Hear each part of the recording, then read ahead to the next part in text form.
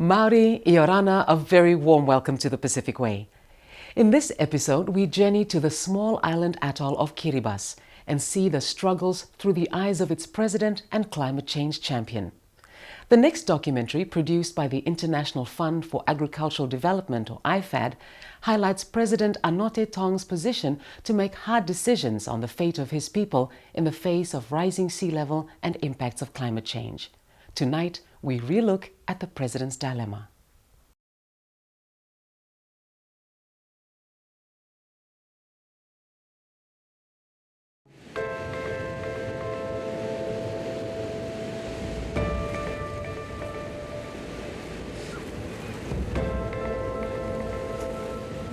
I'll show you, I had the wall here initially, and so that was destroyed by the very high tides in 2005. And I built this quite some time back, over the years, and that was destroyed. So I rebuilt it, and this one was destroyed in 2005. Anote Tong is obsessed with the sea. He's the man in charge of a vanishing nation. The seas that have supported life here for 4,000 years are rising because of global climate change. It's Tong's job as president of his country to decide what to do. For quite some time I did not sleep because I had no solution to a problem that nobody has a solution to. What happens to us as a people in the future? Do we disappear as a culture? And so these are the issues that keep me awake.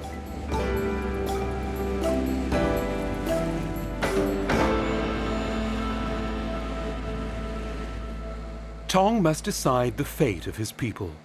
Should they stay and fight or evacuate their island home? Tong's nation is called Kiribati, 33 atoll islands stretching across the Pacific Ocean. 7 hours flight from Australia, 10 hours from the United States. They are strips of land on the edge of the world, so low that from the water they seem to vanish against the blue sea. In Kiribati, it's very hard to see the next island. 10 kilometers out or even 15 kilometers out, you can no longer see land. So how we located is we use the reflection from the clouds. So that's how we navigate. Over there is Mayana, the next most immediate, which is my island. So that's where I go fishing when I go trolling. During an evening spent at his family home on the island of Tarawa, the country's capital, Tong admits he has little time to fish these days. He was first elected president in 2003. Since then, he's spent much of his time sounding the alarm internationally that his country is disappearing. Already we have whole villages being washed out. There is no running away from the reality that the sea is rising. There is no running away from that reality. It's a reality that appears to be getting worse by the day. A recent study from the University of Colorado estimates that even if carbon dioxide emissions are stabilized, sea levels will continue to rise as much as 2 meters by the end of this century. It's a trend that would spell disaster for his country's 108,000 residents, who live on narrow strips of land just 2 meters above sea level. Regardless of what the measures are taken in regard to the reduction of emissions, the momentum of what's already in the atmosphere will carry on to the point that it will put us underwater. The Intergovernmental Panel on Climate Change warns that as greenhouse gases warm the planet, water expands, tides rise, and waves grow stronger. These images, shot during a storm in 2005, show what Tong and his people are fighting against.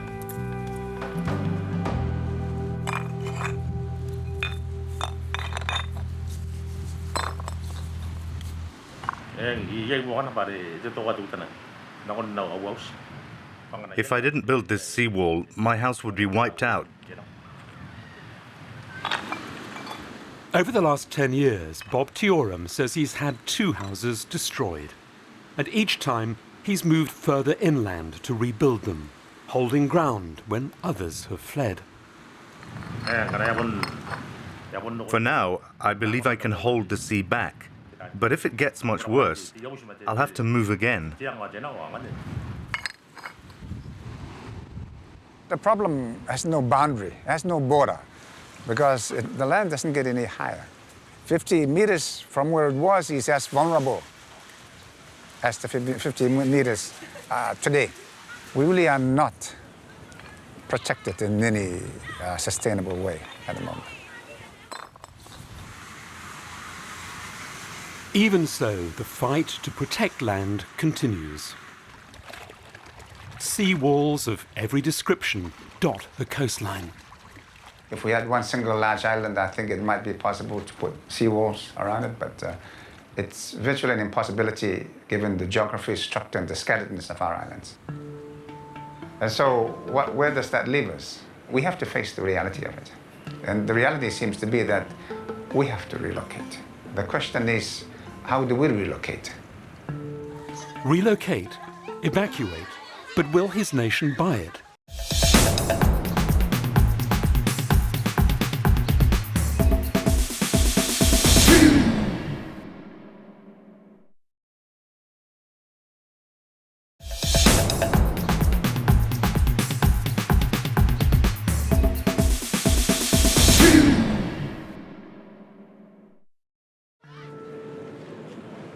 Tong takes his country's fight for survival to the United Nations.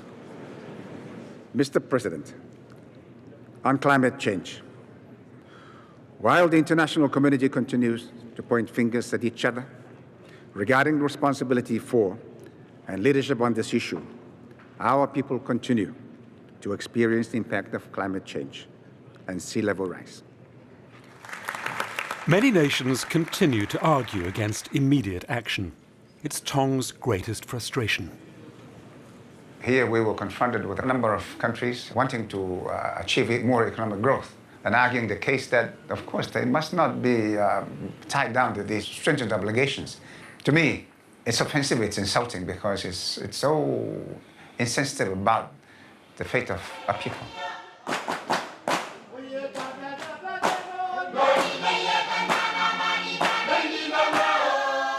The people, says Tong, who are often forgotten when countries negotiate measures meant to combat climate change.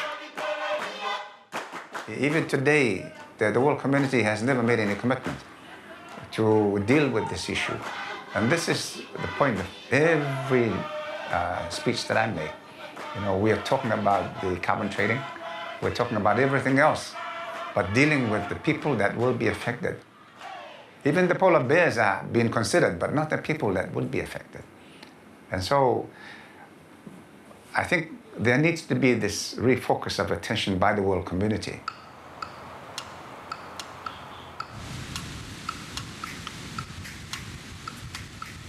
The people of Kiribati arrived on these islands 4,000 years ago. One of the last stops in humanity's migration out of Africa. The islands they settled stretch over an expanse of ocean the size of India.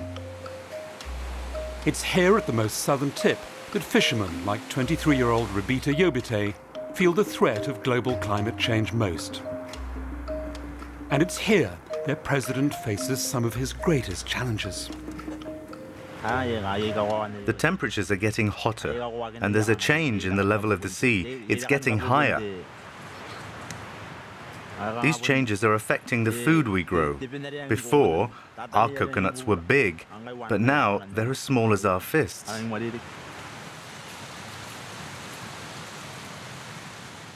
Rebita says seawater has begun seeping into the water table. It gives the well water his mother draws each day a salty taste. The frequency and size of his catch has also become less predictable. And then there's his 83-year-old father, Yobite.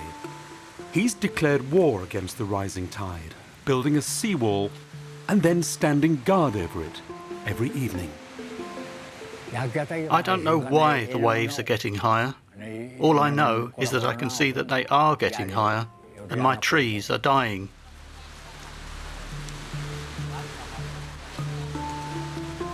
Yobite is typical of Tong's constituents. He knows little about the science and politics of climate change, just what he sees happening around him. He's heard that his island may soon be underwater and that his president says his family will have to leave. Yet he doesn't seem worried.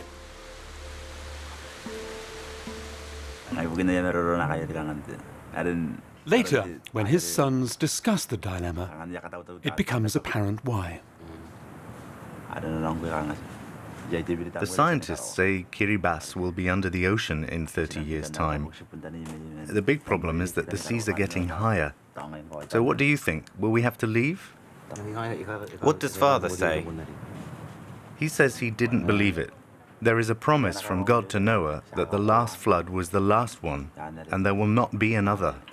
And that's the truth that Father told them yesterday, that God has promised.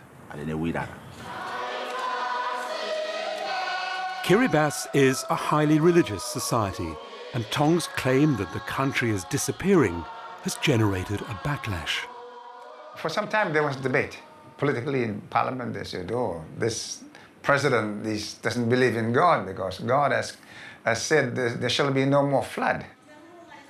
Nobody would ever believe that what God created, God would take away.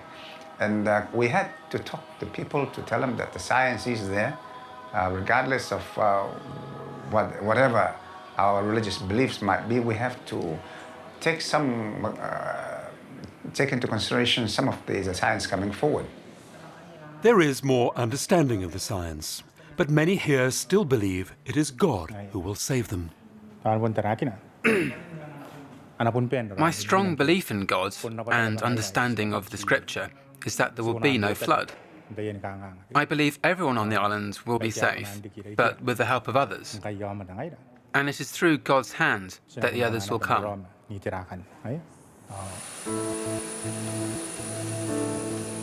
Tong has been invited to Geneva to take part in a forum on climate change organised by former UN Secretary-General Kofi Annan. Although Tong holds a master's degree from the London School of Economics, this is his first opportunity to speak as President of Kiribati in Europe. So far, his speeches abroad have not generated the response he's hoped for. And back home, his permanent secretary says they can no longer wait for the world to act. Now we can see, because there's little response from the outside world, that our president tries to switch the approach, and rather than continuing in appealing, now he decides to focus on a challenge. The challenge is to make those countries contributing to climate change take responsibility for its effects. Across the island, the real impact of climate change, Tong believes, has been to make an already poor country even poorer. So before shutting the country down altogether, Tong needs to build up the economy. Otherwise, his people will suffer even greater hardships. The reality is that there is the short-term issue and there's the long-term issue. The confusion that a lot of people make is to put these two together. For the next 30, 40 years, we still have to deal with our daily problems, our yearly problem, and so that must carry on. The idea is to encourage the development of the outer islands. There are people with more time to do it. We just need to be able to provide them with the opportunity to skill and whatever equipment they need.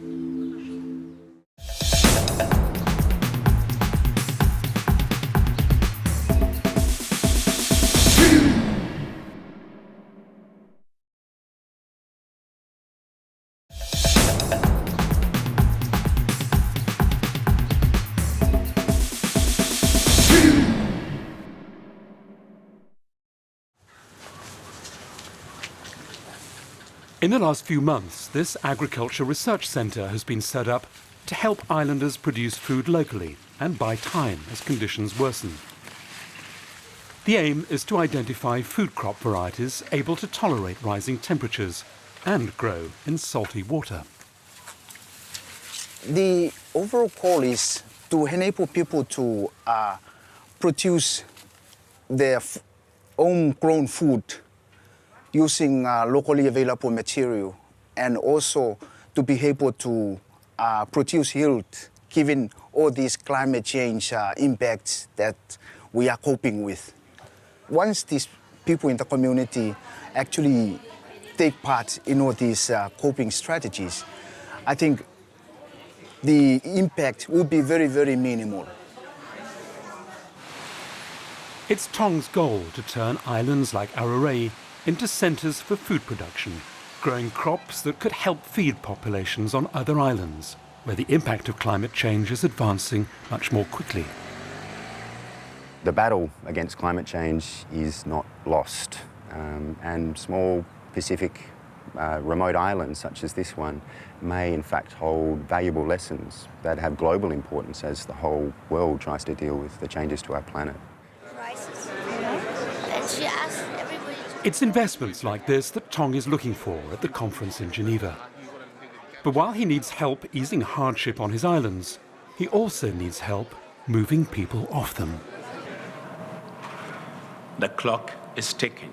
Every year we delay, the greater the damage, the more extensive the human misery. The conference is about the impact of climate change on people. It's a perfect opportunity for Tong to discuss when and how he should evacuate his country. I'm very happy to be here. The long-term scenario, according to the projections, is that we would have at some time have to leave our islands. Tong sounds the alarm, prompting a fellow panelist to raise the issue of climate justice. That's exactly what we need today. It's climate justice for the climate refugees who will be lost, all because of industrialization and the overexploitation, which is not their own doing. It's the chance Tong has been hoping for. President Tong, could you pick up on that particular point? Give us some ideas. Put them on the table here. Okay. I've got some ideas. In fact, we've already started programs in collaboration with the governments of Australia and New Zealand. New Zealand currently takes in 75 of our people on an annual basis as migrants. They're picked at random. If each country of this world would do that, I think we would solve our problem. Right, let's pick up on more ideas from the audience. This is exactly what Tong hopes will happen. Tong's strategy is to offer his people as skilled workers abroad, a unique, slow evacuation, one person at a time. He started by approaching his closest neighbours, New Zealand and Australia. If you're going to ask somebody, would you take a couple hundred people on your front lawn? And the answer is no. But if a couple of thousand are going to slip through a work scheme and they will contribute to the companies that they work for, nobody is going to bother. And I think it's a win-win situation, and this is where it's more attractive.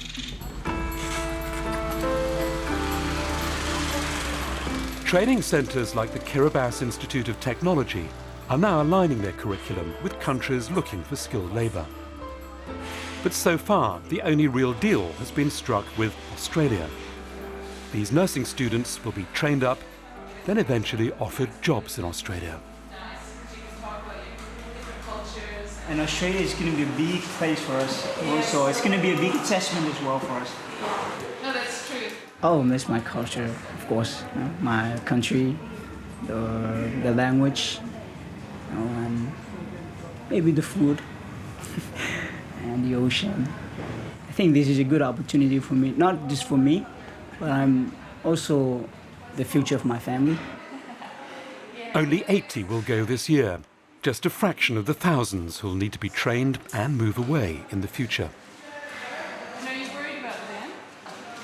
Even so, Tong believes it's better than evacuating the islands all at once and creating a nation of climate change refugees. This is the last thing that I want to put forward as an option for our people, because having lost our homeland, having lost our cultural identity, I don't think we want to lose our dignity. And so, in trying to put together options for putting this forward, we are proposing that we deal with the issue now. We don't wait until the 50 years' time when we have to move, but begin to get directly involved in policy schemes and systems already in place. How can we get the powerful and rich people commit themselves also for the weak and the poor people? Back in Geneva, the discussion moves on to other ways in which the global community can help vanishing states like Kiribati. And for a moment, Tong has a chance to dream. I was in Japan quite recently, and they were talking and they showed me models of floating islands. And they cost about $2 billion. We would accept one of those islands for $2 billion, but can you find this to $2 billion? These are the questions. Maybe you'll get a discount. But maybe. But also the question of building up islands. That is an expensive exercise. And Tong hopes that in some form, even if it's just one island, his nation will live on. Most people would have to be evacuated, but in the middle of the Pacific Ocean, there would still be a place called Kiribati. I think I hope in our hearts there will always be this place called Kiribati. In physical terms, in geographical terms, I would like to be able to ask of the international community that yes, we maintain some of these islands at least, to build them up so that there continues to be that place called Kiribati. The last thing we want to do is leave the islands where we were born and where we wish to die. But given the option, what are those options? I'm going to go to as many voices as possible. Aubrey Mayer. You responded to the gentleman from Kiribati, suggesting that he might get a discount. I know it was a flip remark, but that actually speaks to the heart of the tragedy that we're already involved in. It is they who are providing the discount of their lives being lost to climate change.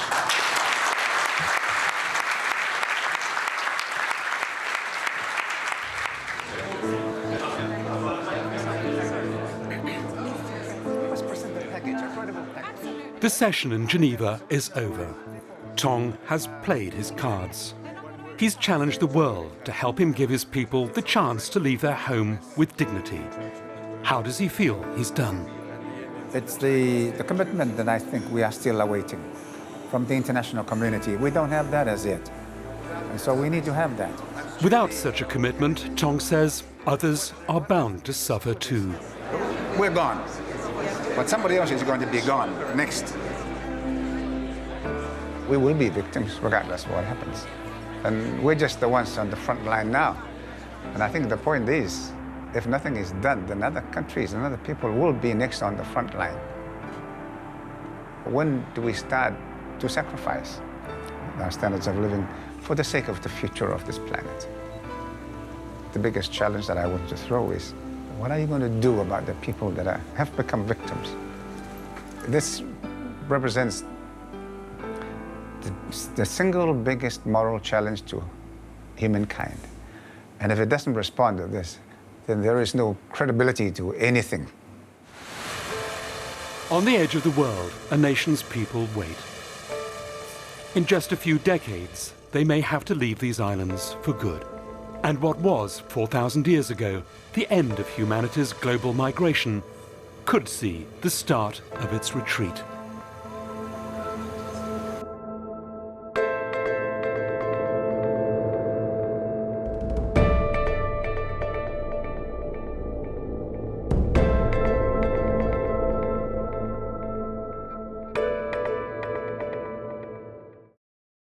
I hope you enjoyed that story. Unfortunately, we have to leave you now. Be sure to pay us a visit on Facebook and on YouTube. We'd love to know your thoughts about tonight's show or any of our stories. Until next time, Ni Samwade.